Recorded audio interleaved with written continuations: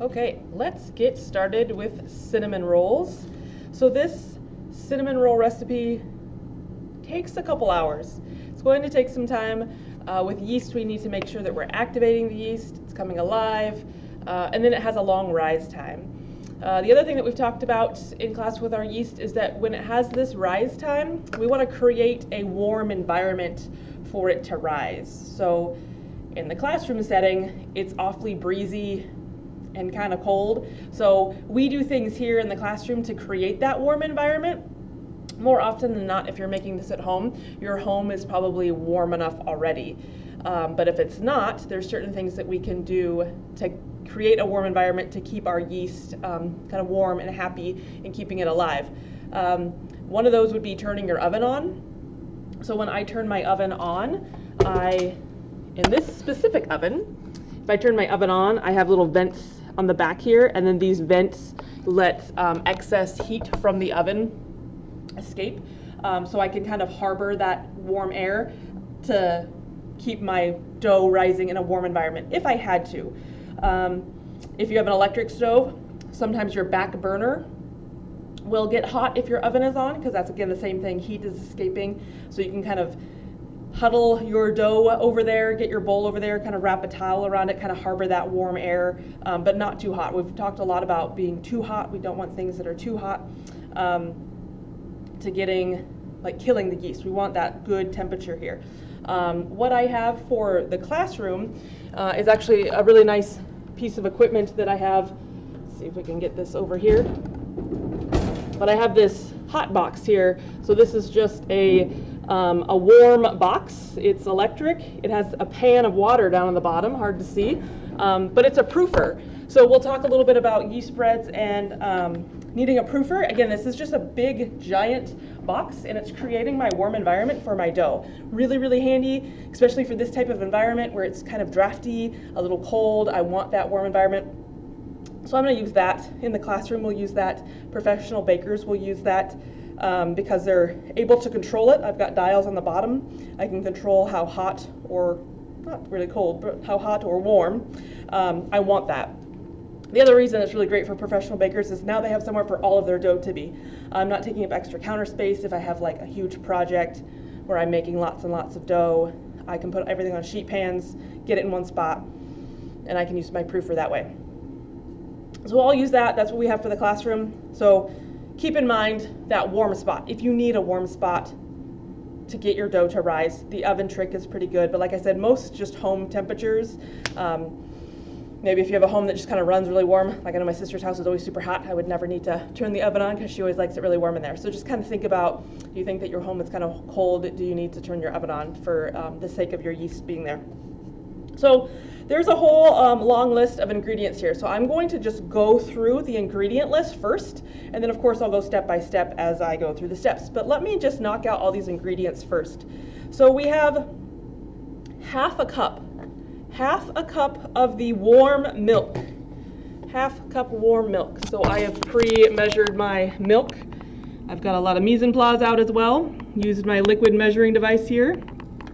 So half a cup of warm milk is what we'll need. And then our yeast. So I have active dry yeast here. It's just little granules. This yeast we're going to need 3/4 of a teaspoon. 3/4 of a teaspoon of yeast. We need sugar, and it says sugar divided, so that means that we're going to add sugar in a couple different spots of our recipe here. So 2 tablespoons of sugar divided. So when I make my dough, I'm going to add some sugar at the beginning and then get some towards the end. So 2 tablespoons of sugar divided, so you can just measure that as you go. That's what I'll do. If you wanted to get more prep bowls out and have a prep bowl with 1 tablespoon and 1 tablespoon, go for it. Flour. I need 1 3/4 cup flour. 1 3/4 cup flour. 1 each egg, just 1 whole egg here. It says at room temperature. So again, talking with yeast, I'm doing a lot of effort to get everything warm. I need to warm my milk when I get there. It's not warm yet because I got a lot of talking. I want a warm environment. I want butter that's softened or melted, depending on where we're at. But I'm doing all these things to get a warm environment. So if I just do all of that, get my yeast with this warm environment, and then I throw a cold egg in there, I'm dropping that temperature down drastically, and I'm kind of slowing this process of what I want my yeast to do, which is be alive. So my first bit of butter here is I have 1 tablespoon of butter melted. This is for the dough. You'll notice butter is listed throughout the ingredient list here. My first part here is that I need 1 tablespoon of butter. This will need to eventually be melted, but this is for the dough. This is going to go inside of the dough itself. And then I have salt for 1/4 teaspoon of salt. 1/4 teaspoon salt. I have butter again, so this butter that is soft butter for spreading. So this is 3 tablespoons of soft butter for spreading. 3 tablespoons soft butter for spreading. To paint a picture, this is going to be when we have our dough and we roll it out, and then we'll spread the butter, sprinkle our cinnamon and sugar on it. That's what that's for. And then the cinnamon and sugar for sprinkling in there, it is going to be 2 teaspoons of cinnamon. So 2 teaspoons of cinnamon, the small one. And then your sugar that you're going to mix that with is going to be 2 tablespoons. So making sure that you're getting your measurements correct. You're going to have more sugar than you are cinnamon in your mixture here. So you don't want it too pungent with cinnamon. It's going to be a little too much. So 2 teaspoons cinnamon, 2 tablespoons sugar. And then we've got butter one more time here. I need 1 tablespoon butter melted for the top of the rolls. So 1 tablespoon butter. This will be melted, and my finished product, I'm going to brush it over the top of the rolls and then get it into the oven. And then the last thing here is just additional flour for rolling out. So we just want to make sure we have a little additional flour that we're going to put on our countertop for rolling everything out. All right, so let's get started. So the first step here, it says to heat the oven to 300 degrees to create a warm place for the dough to rise if needed. So just what I was talking about, if we need to create that warm environment, I have preheat the oven for 300 degrees if you need to create that warm environment. So sometimes just the top of your stove gets kind of warm. If you know it has a little vent there that kind of spits out some warm air, you can kind of use that. But 300 is kind of where I go with that. And also depending on how warm your home is. So if you don't think that you need it and you can just kind of wrap some towels around it, great, do that. Don't turn the oven on if you don't think you need to. Again, we're just trying to create this warm environment to give our yeast a happy place to rise. All right, so step 2, starting to get some dough. I'm going to be using my KitchenAid mixer here. I have the KitchenAid mixer that I'm going to use with my dough hook.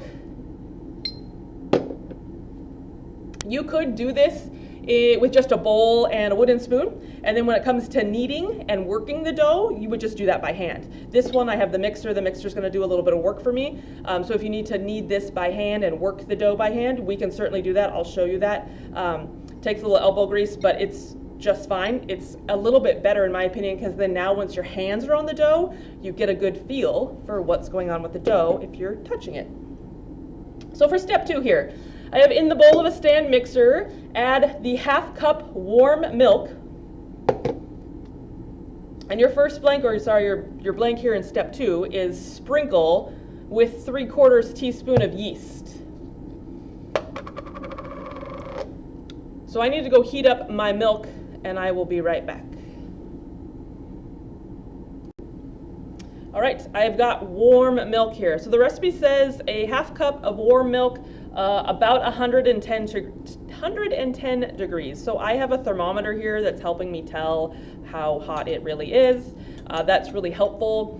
If you don't have a thermometer, you can kind of feel it.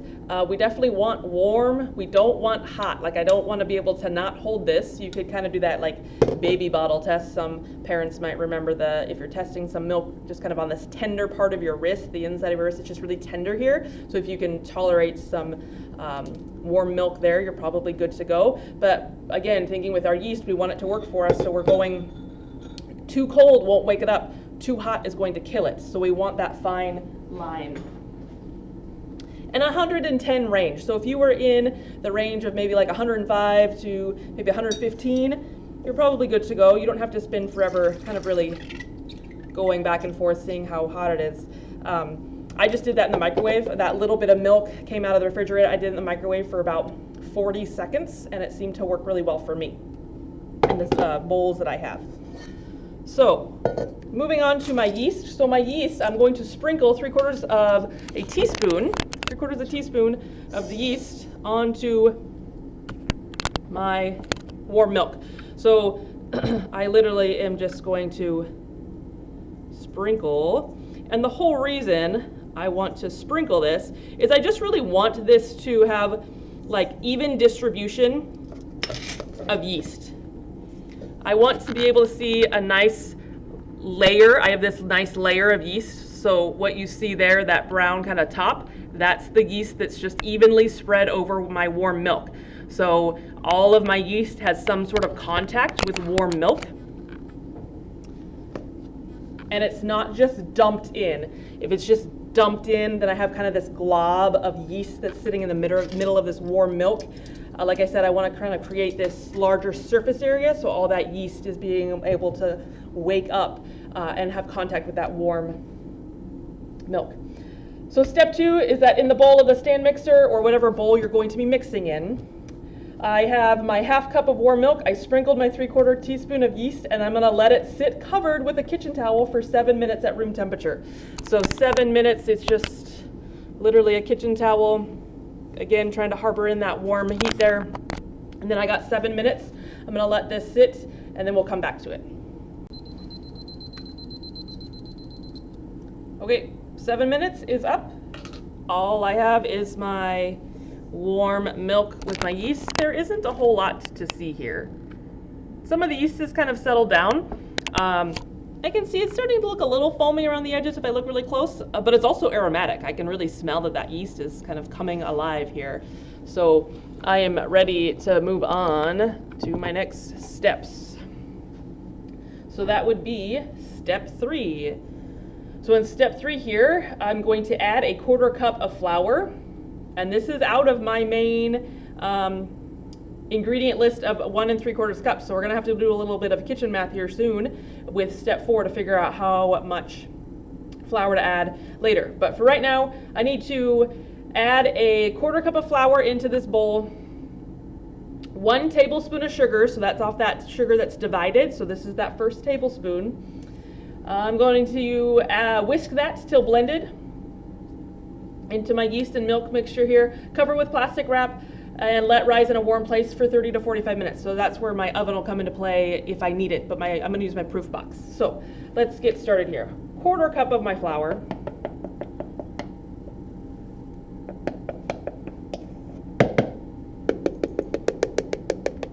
Kind of sprinkle that. Just again, try not to get a big clump of it fall into the bottom there. 1 tablespoon of my sugar. My whisk, this will be the only time I use a whisk, but I want to get that sugar mix and that flour mix all hanging out with the yeast. I want to feed my yeast that sugar.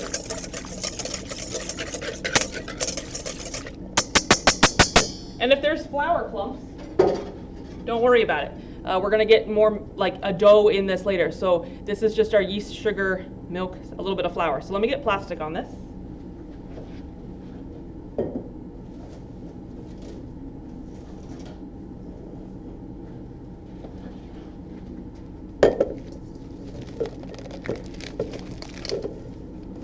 So a nice tight-fitting plastic, you can help it. And then if this is just going on your counter at home, plastic, a towel would be great, maybe a couple towels, maybe you can do a towel on top and then maybe kind of one around the edge to kind of hold in that warm milk we still have. Whatever you can to kind of get that warm environment. Maybe this apparatus here needs to go over to the oven side. Again, if your oven is on, maybe you're baking something else already, but whatever we can do to get that nice and warm. Like I said, this is just going to hang out in my proofer here because I have it, but some sort of warm environment. I can see that my plastic wrap's already starting to kind of frost up, get a little foggy in there because there's still some warm air in there. That's great, exactly what I need.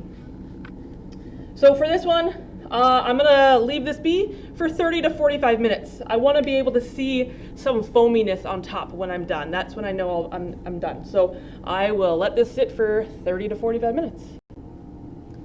So after 30 minutes of some rise time, some activation of my yeast in a warm place, again, aromatic. I just took that plastic wrap off, and I'm definitely getting, it smells like yeast spread in here. So you can, hopefully you can see that kind of definition where it's foamy. See how it looks kind of pillowy on top? That's exactly what you're looking for. That is some of those CO2 bubbles starting to develop. And we have our yeast that's alive, and it's growing. It's creating all those little CO2 bubbles. It's eating the sugar and burping them up. So let's move on, and then we're gonna, with this next step 4 is we're creating our dough. So with step 4, once the yeast mixture is foamy, so like I said, I see all the little bubbles on top, it looks foamy. I moved it around, it looks a little pillowy on top. So that blank there on step 4 is foamy. Once the mixture is foamy, after sitting for approximately 30 minutes, whisk. So we're gonna use that whisk one more time. I lied about using it one time. We're gonna use it twice here. So I'm going to whisk in 1 egg. So my 1 room temperature egg, I'm going to whisk in my remaining tablespoon of sugar. So the remaining tablespoon of sugar, that was the 2 tablespoons that were divided.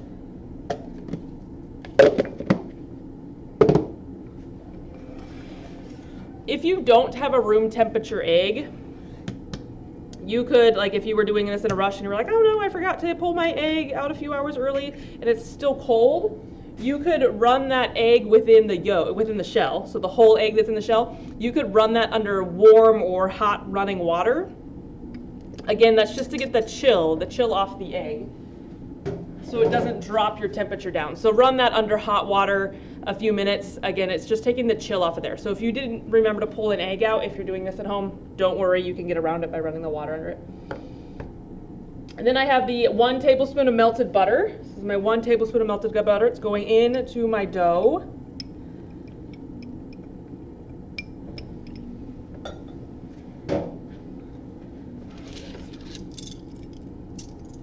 And my 1/4 teaspoon of salt.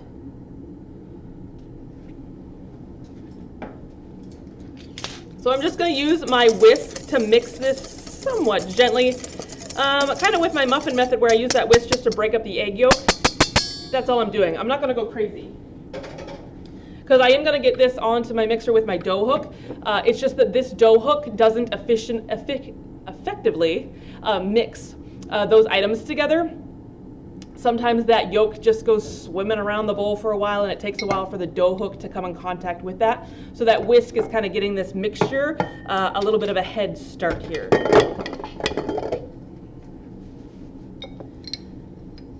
So your second blank in step 4 says using the dough hook. So I'm going to use my dough hook. Using the dough hook attachment of the mixer, add remaining flour. Slowly add flour, 1/2 cup at a time, and let the flour blend with each addition. We can add more flour, 1 tablespoon at a time if needed, just until the dough is no longer sticky. I don't want it sticking to the side of my work bowl here. I don't want it to be sticking to my fingers. I can do a little finger test here and just test it by feeling it, seeing if it's sticky. Okay, so my remaining flour. So a couple things about my remaining flour. I know that my original ask of flour was 1 3/4 cups. I happen to have a 3/4 one here, but I already took 1/4 cup out of there. So what am I going to do? Well, I can do some kitchen math. The other thing I could have done in step 1 or before I got started, or part of my mise en place, is I could have measured in like a separate bowl, just put in a separate bowl my 1 3/4 cup, and then just measured this out, and then I don't have to think about it. I don't have to do a bunch of kitchen math. You could have done that, but if you aren't doing that, you will know that's not the right one. There we go. Now we're in business. The remaining flour, that remaining flour is going to be 1.5 cups. So 1.5 cups plus my 1/4 cup that's already in there will equal that total amount of 1 3/4 cups. Like I said, if you pre-measured it all at first and just stole the 1/4 cup out of that pre-measure, you're good to go. You don't have to think about it too much. So I am going to add half a cup at a time, and then just let this dough hook mix things through as we go. I may pause this just because the mixer gets a little loud and it's just doing the same thing. That dough hook does take some time to work its way through. It's not super fast. It's efficient as a mixer, but it's a little bit of a delicate process. It might take a little bit of time.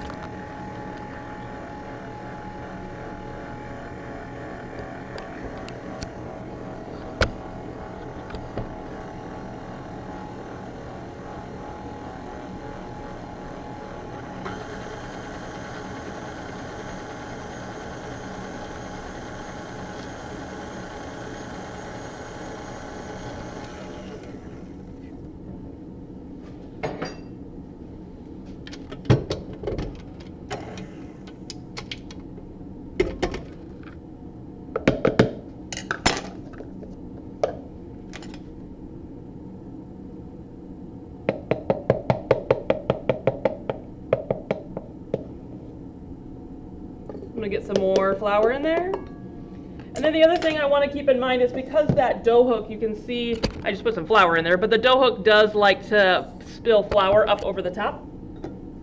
So what I can do to kind of help encourage that is just use my spatula and just kind of nudge flour where it's really wet, where the flour needs to get in there and create a dough. So just like with our chocolate chip cookies, we had to scrape our bowl down a ton. Don't worry about having to scrape this down. Like be prepared, you might have to do it, and it's okay. You might need to kind of encourage that flour in there so that the flour is getting where it needs to go.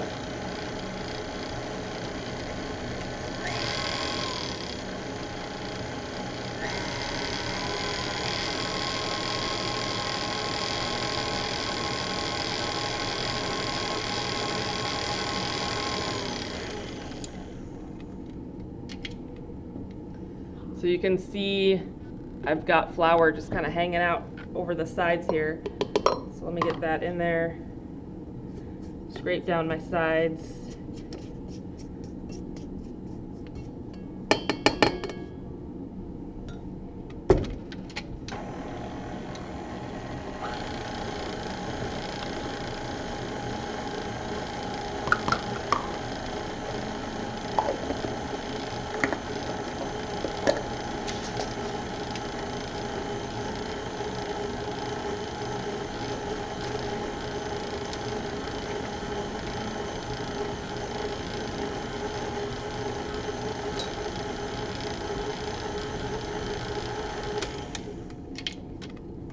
All right, so see how that dough is hooked? It's just stuck on that dough hook. That's a good sign because it's coming into a dough.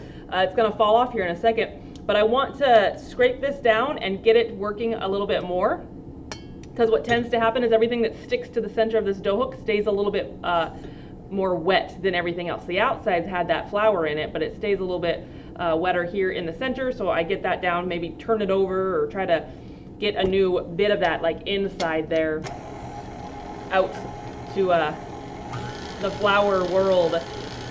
I do see a little bit of flour clumps, so I am going to keep mixing till it looks a little smooth, but like I said, I don't want it to be sticky anymore. Now that I've dumped that back in the bowl, it is sticking to the bottom of the mixer here. So you can kind of see how that's sticking to the bottom of the bowl. I do not want that. So I'm going to take that recommendation from the recipe and add a tablespoon more of flour and let it incorporate until I don't see it sticking anymore. And I'm going to add that kind of right down into that flour or into that dough. I'm going to add that right in there so that the flour is going to go exactly where I need it to.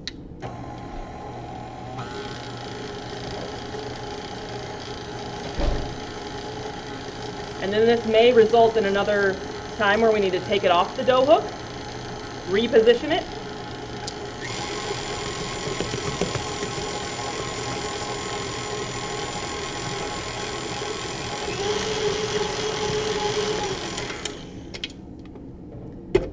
So it's sticking to the dough hook. It's looking a little bit more doughy. It's come apart. There's a bit in the bottom of the bowl, so that's a good sign. It's able to come apart. It's not sticking to itself there, but I want it to be a cohesive dough ball. So moving things around. I'm going to do another tablespoon of flour.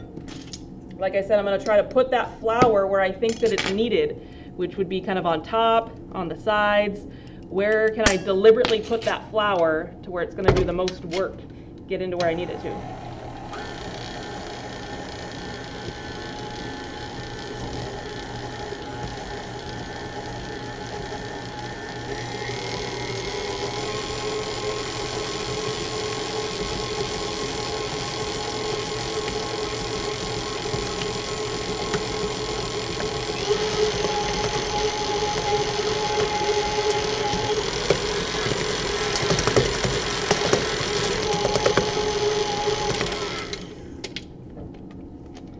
Okay, it's feeling a little sticky. I'm going to do a little bit more flour, extra little dough ball here, but the other indicator here is that it's still quite sticky to my dough hook. So it's getting better, it's certainly getting there, but it's going to need a little bit more flour.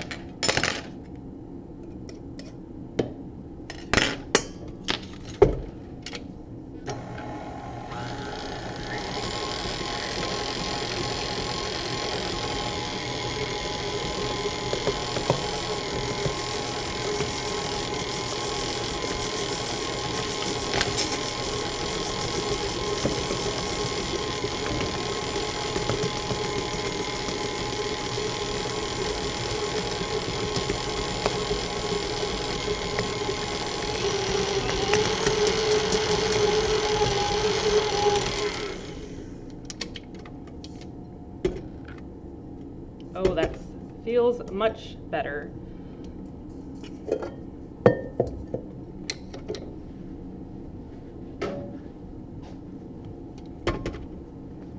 Flour everything everywhere. Wipe down my machine. Get it unplugged, and I'm probably just gonna get it out of here.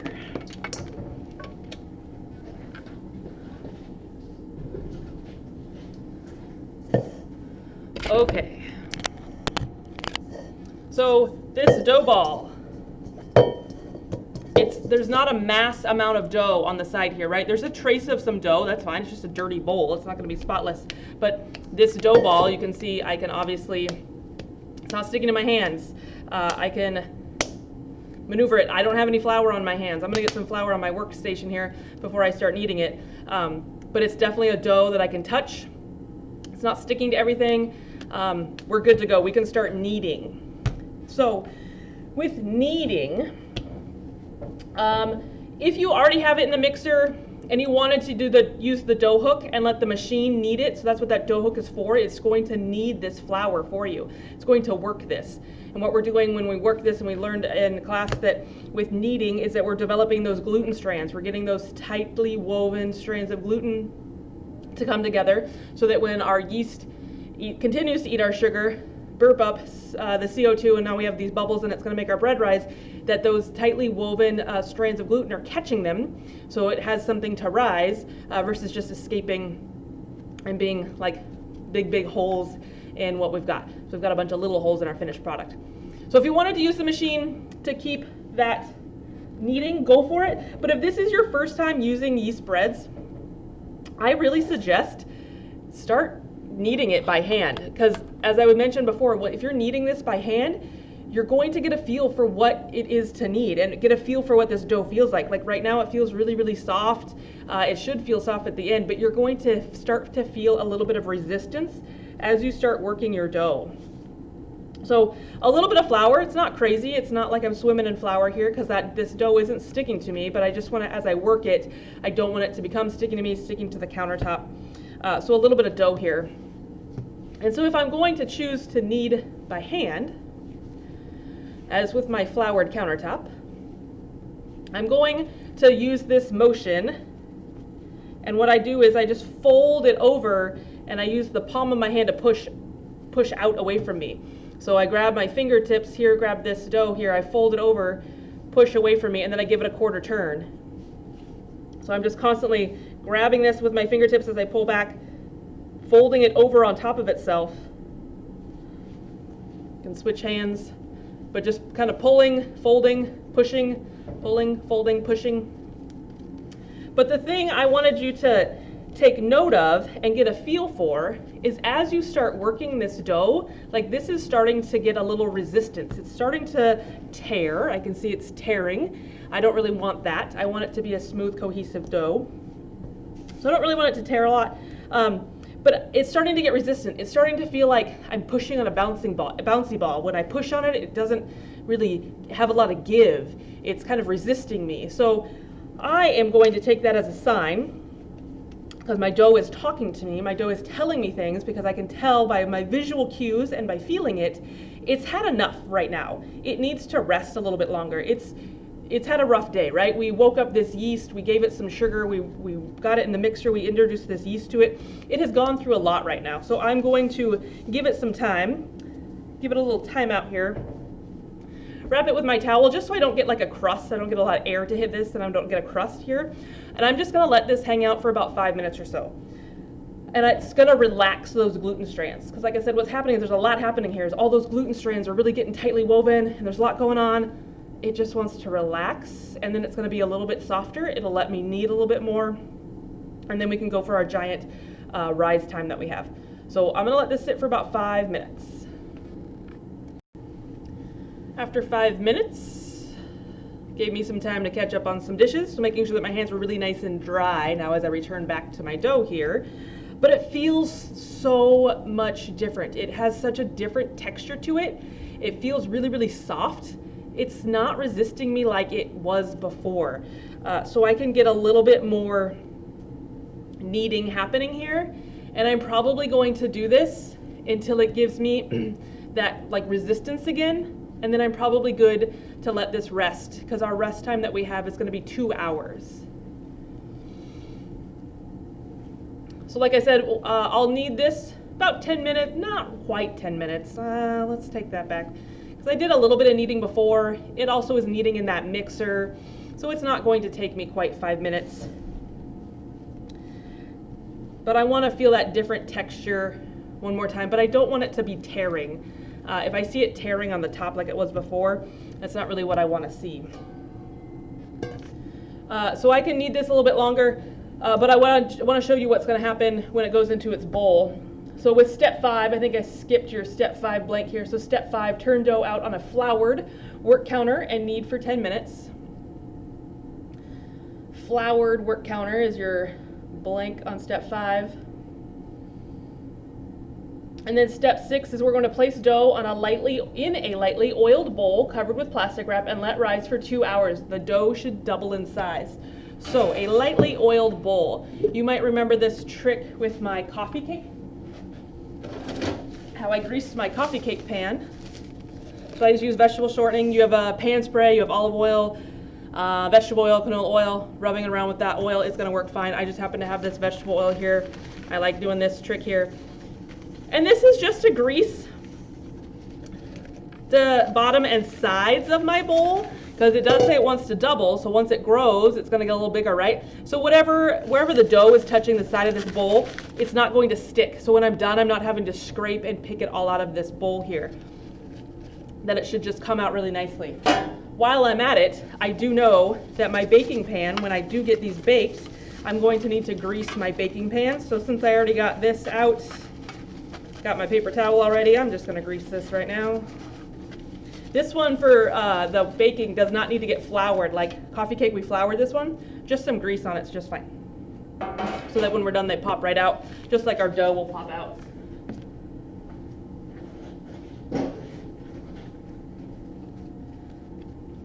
And then I'll get this working just a little bit more.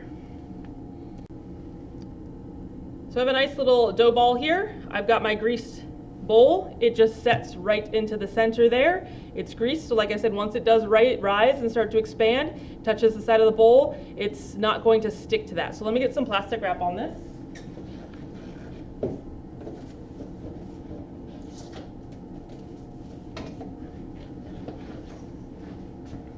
And then this is going to go into my warm environment for 2 hours to rise. So if that's your stove, if you feel like your stove's getting a little too hot, turn it down or turn it off, because the stoves stay hot for a long time, right? I do suggest a towel So whether it's just on your kitchen counter or whatever, anytime it's rising, get some sort of protective something on that, like a towel, maybe a towel underneath, towel on top. But we really want to, again, harbor this warm environment that we've created, so it's not going to get too cold, that it's going to actually rise and do what it needs to do. So this is going to get into my proofer, because that's what I got, for 2 hours. And then we'll get a few other mise en place things done while it's waiting for 2 hours. Let me get this in my proofer and then mise en place for a few more things. So since I have 2 hours to kill, I'm waiting for my dough to rise for 2 hours. Let's look ahead and see what else we can get done. I was able to kind of clean up and organize, get my dishes done that I've dirtied from now. So what else can I get done here? We have step 5 that I turned my dough out on a floured work counter. All right, so step 6 is that we place dough in a lightly oiled bowl, cover with plastic wrap, let it rise for 2 hours. There we are. Step 7, once dough is risen for 2 hours, preheat oven to 350 and grease our pan. Well, I got 2 hours to kill. So like I said, I got my greased pan just because I happen to have my grease out, so that's good. So where else can I go? Step 8 is I'm going to mix the cinnamon and sugar together and set aside. So this is that cinnamon and sugar that's going to go over the top once I roll out my dough. So let's put that together. I can certainly put that together. Now I can put my mise en place away. So this one was my 2 tablespoons of granulated sugar.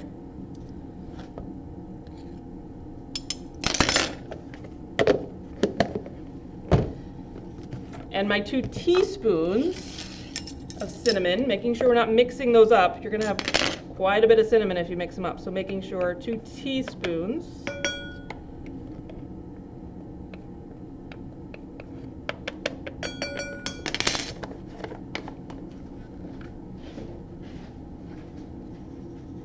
And then I just have this in a small bowl, and I just really want to mix them together. You can get a fork to mix them.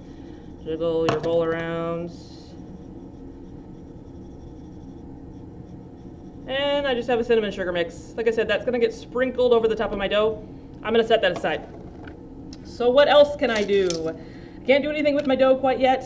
Take a look, make sure I got my extra butter, like that first ingredient list. I've got butter that's softening to get spread through the middle. I've got butter that's melting that's going to go on top, and I'm just keeping those in my warm spot or on top of my warm spot. So again, I have my proofer here in the classroom. So I've got butter that's melting inside of it, and then I've got butter that's softening that's on top of it. So take advantage of those warm places that you have to get your butter the way you need to get your butter. It's kind of an advantage of having warm places. So the other thing that I'm going to do while I have my 2 hours here is I'm going to get my cream cheese frosting done. So my cream cheese frosting I'm going to put on the top of my cinnamon rolls once they've cooled a little bit. I don't want them sliding off the edge there, but I want to get this frosting done. I can just set it aside. So once my cinnamon rolls come out of the oven, I'm good to go, and I don't have any more prep to do. So cream cheese icing, pretty easy, pretty basic, just 4 ingredients. You'll see that at the very end of your recipe there. So with cream cheese icing, we're going to do 4 ounces of cream cheese. So I have here in my bowl 4 ounces of cream cheese. You want to make sure that this is soft, like room temperature. I did put this with my warm spot here to get my butter to get soft and my cream cheese to get soft. But this 4 ounces of cream cheese, if you buy those bricks, those flat bricks of cream cheese, when you open them up, you'll notice that it has ounce lines on it. So it has lines on it to tell you where 2 ounces is, 4 ounces, 6 ounces, the whole thing is 8 ounces. So it has lines on there to tell you where the ounces are. And then I also have 4 tablespoons of softened butter. I could use a stand mixer for this. I prefer not to because I don't need a whole ton of cream cheese icing. So the volume I have isn't enough for my mixer to work as efficiently as I want it to. I could, I just know that I'm going to have to scrape it down a lot, mix it, scrape it down a lot, mix it, scrape it down a lot, mix it. So I'm going to opt for one of these guys if you happen to have it. But like I said, if you have that mixer, it's great. It just, the volume is really low. It sticks down to the bottom, so it kind of flings up to the side of the bowl, and you have to scrape down a lot. So be prepared to scrape down a lot if you're going to do the mixer that way.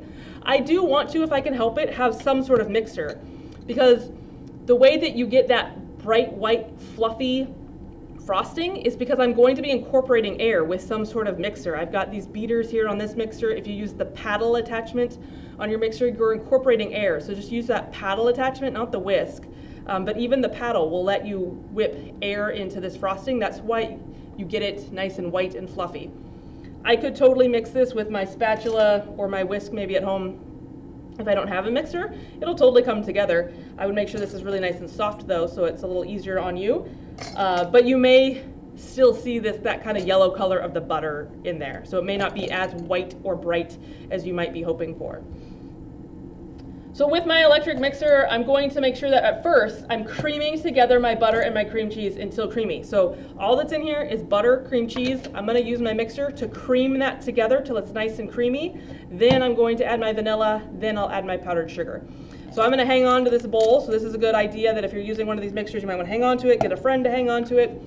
Make sure you have nothing dangling, no strings of hoodies, long hairs tied back, anything else that might get caught in this guy. You want to make sure that you are going nice and slow to begin with so it doesn't flick everything around. And then again, you don't have things that are hanging over that are getting caught in here. So be careful with using one of these. So nice and slow to start.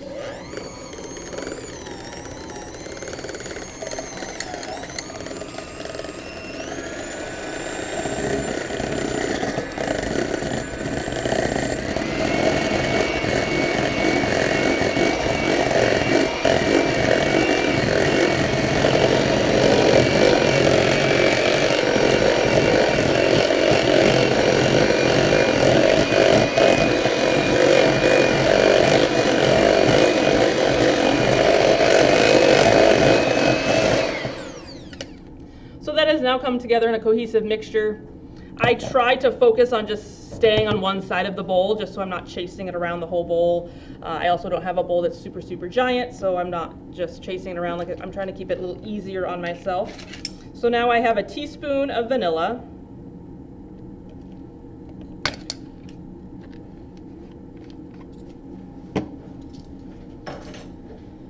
And then I'm going to do 1 cup of powdered sugar. This giant tub is how I keep powdered sugar at school, so I got plenty of powdered sugar.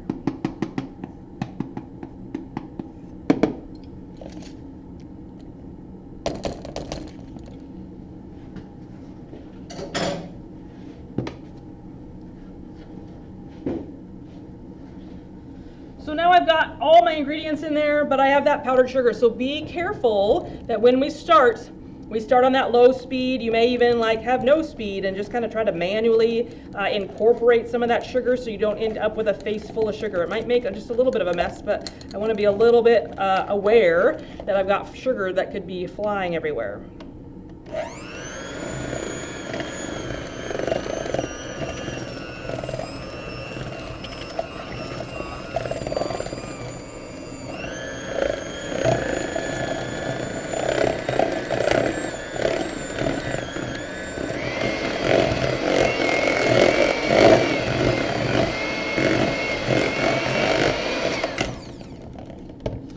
Okay, so I have all my ingredients mixed together. It's a cohesive mix, it's soft, it's frosting, but you might be able to notice a little bit of a yellow tinge, and that's that butter. So what I have is a mixer with the paddle that's going to incorporate air and whip that. And that yellow color is going to go away, and that's where you're going to get that really white, vibrant frosting look. So I'm going to crank this on high and get this whipping a lot more, and then I'll be back when it is nice and white and fluffy. So I whipped that maybe 2.5, 3 minutes, not much, but definitely on high, and really incorporated and whipped that air into it. And I can see it, I don't know how well you can see it through the camera, but I can see that it's definitely turned a little bit more of a brighter white. And it doesn't look so dense and heavy. And even as I just kind of move it around in the pan here, fold it through, it doesn't feel dense and heavy. It feels light and fluffy. So that's the beauty of having a mixer. Even if it's just this guy, I can get that air whipped in there, and it's super light and fluffy. So I've got cream cheese icing ready to go when my cinnamon rolls come out of the oven, which we're still a few steps away. And then I've got my cinnamon sugar mixed together so I can spread that on, sprinkle that on to my cinnamon roll. But I still have some time for my dough to rise. So I'm going to let that finish rising. And then when I come back, we will pick up